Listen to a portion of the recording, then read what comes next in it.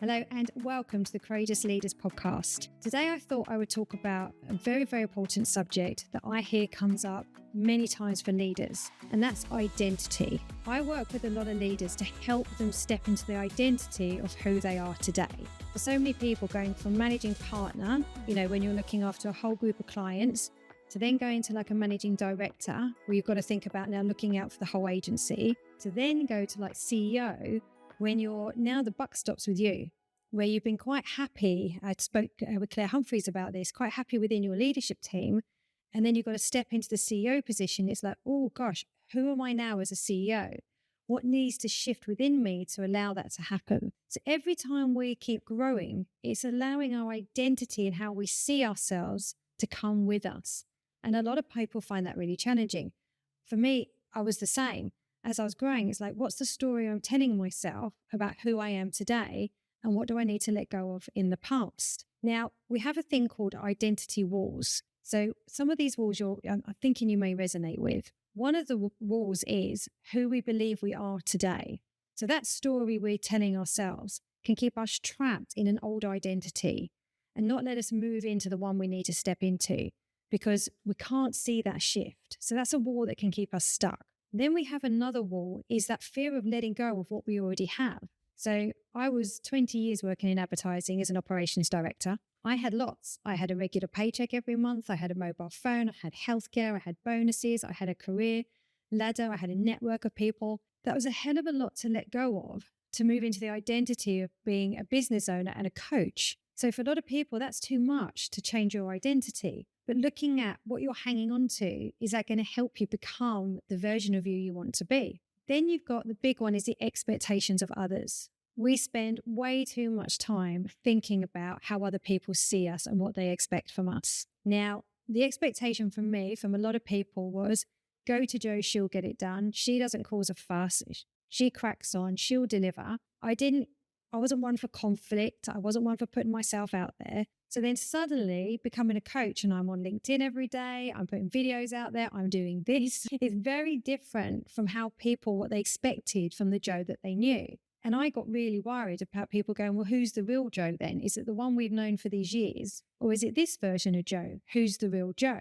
And it's allowing the fact that a person can change. I evolved and I grew. And the self-development work I did helped me to let go of being a people pleaser, helped me to let go of believing all the things I thought I should be, let go of these masks. I was so desperate to belong and fit in, I just sort of conformed to what I thought everybody wanted of me and who I should be. And then suddenly I broke free and became me, who's sitting here in front of you today. But for a lot of people, that wasn't comfortable for them. And for some of them, they're not in my life now. There was no big drama, but they needed to change. They're not in my life now because we just didn't fit together anymore. So that can be another wall, is that the expectations of other people can stop you and keep you stuck from believing you can evolve and become the future version you want to be of yourself.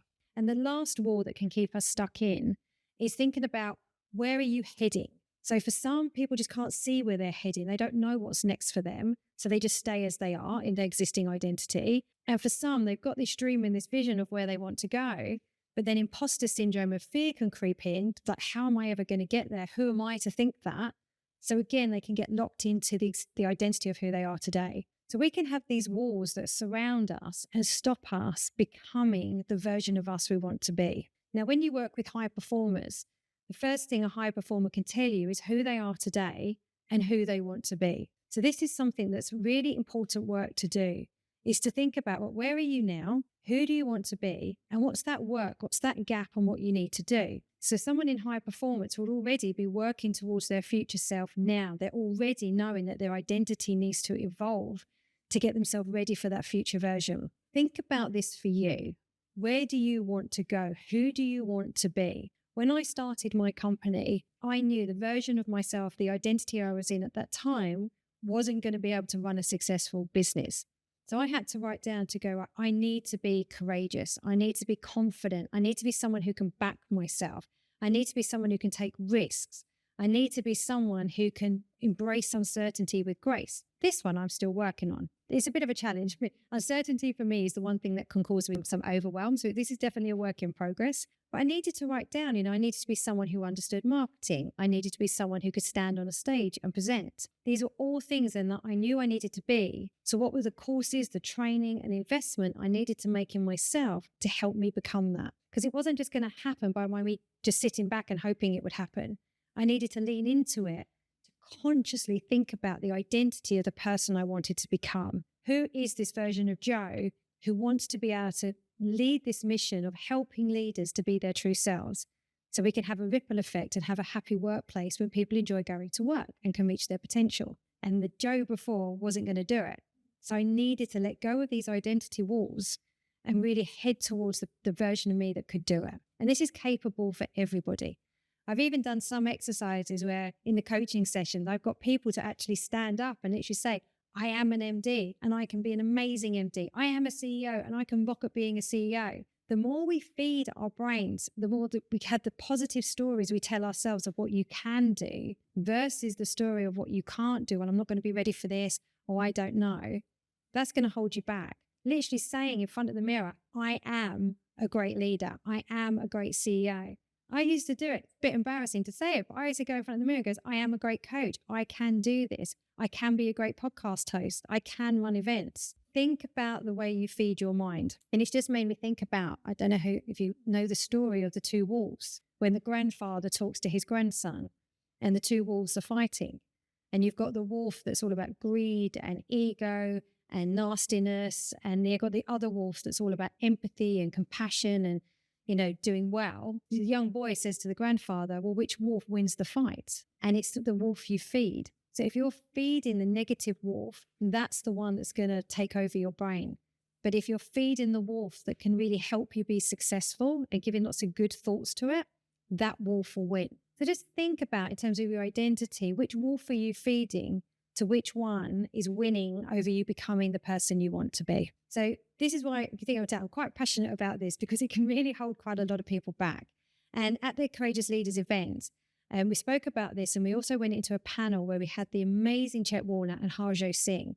And I'm just going to share with you some of the key things they spoke about what it was for them to embrace their identity and empower themselves. So one of the first things that got shared was, think about logic and facts and evidence. Keep looking back over all the things you have achieved and let the evidence stack up to help you overcome any limiting beliefs that you have about yourself. So look at, I've done this, I've done this, I've done this and this. This is going to help me do that. A massive thing that Harjot shared was take a look at the labels you walk around with that you've allowed other people to stick on yourself. Take control of these labels.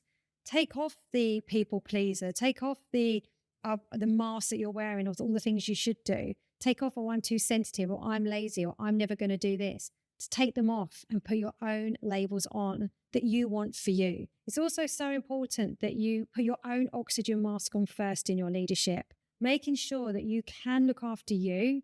I know we talk about leadership is all about helping others all the time, but you can only help others if you're strong within yourself first. So it's okay to be a bit selfish in leadership if it means you can show up and be there for your team. Another interesting one was, do not conform to structures for the sake of structures. Don't just go to something because that's how it's always been. Think about how you want to disrupt, how you want to show up and what you want to change. And then Harjot mentioned, he stopped believing in imposter syndrome.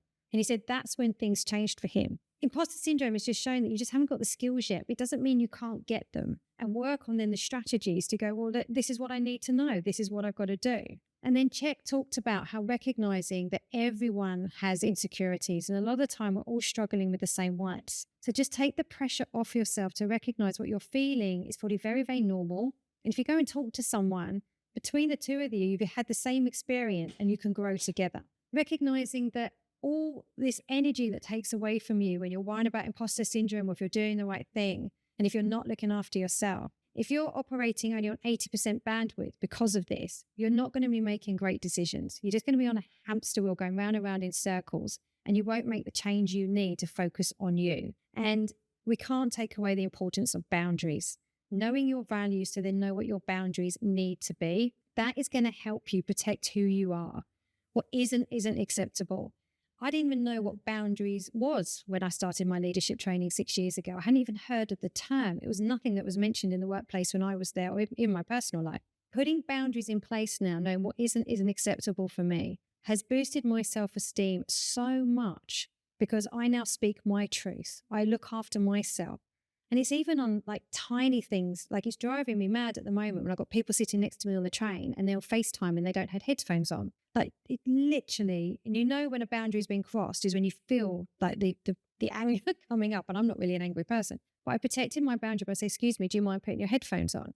And that felt so much better of honouring my truth and just sitting there getting annoyed within myself and not speaking up. So recognising your boundaries of what you're willing to do and what you're not willing to do. And then lastly, something that someone asked Check a question in the audience about, well, how do you build trust with people? Slightly off topic with identity, but I wanted to make sure I just got this point across because Check shared something so powerful in that the best way to build trust with someone is to share your problems. Is if you're pitching to a new client or building a relationship with friends, is not try and make out everything is brilliant, not try and make out that everything's going so well. Is to be like, this is going well, but this is an area I'm finding challenging right now. Being true to who you are, true to where you're at, and not having any shame over challenges that you've got, as recognizing other people are probably going through the same things. And that's half the reason, I would say the main reason we do this podcast is to normalize what we all go through, let go of the shame, let go of the fear to actually be able to support each other and be able to show up as our true selves, the identity of who we want to be, not what's been created by somebody else, but how we really want to show up in the world and what we want to achieve. And that's how you're really going to reach your full potential. So I hope that's helped, just thinking about identity, thinking about, what Check and Harjot were able to share. There's also an article Creative Brief have written about this that you can find on their LinkedIn page and their website that goes into more detail. But please do reach out if you've got any questions on this, because I do see it's quite a challenge for a lot of leaders to allow their identity to grow as they're growing. But it's something we all go through, and it's completely possible to overcome and be the person you want to be. So thank you for listening, and I'll see you next week. Thank you so much for tuning in this week. I hope you enjoyed it and got real value that you can take into your leadership. If I could do a quick ask, if you could subscribe, it really helps us to keep bringing an excellent podcast to you. Take care and see you next week.